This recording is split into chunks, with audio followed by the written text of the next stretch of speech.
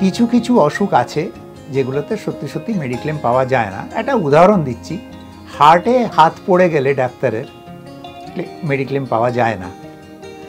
আবার কারোর যদি ইনসুলিন চালু হয়ে যায় মেডিক্লেম পাওয়া যায় না।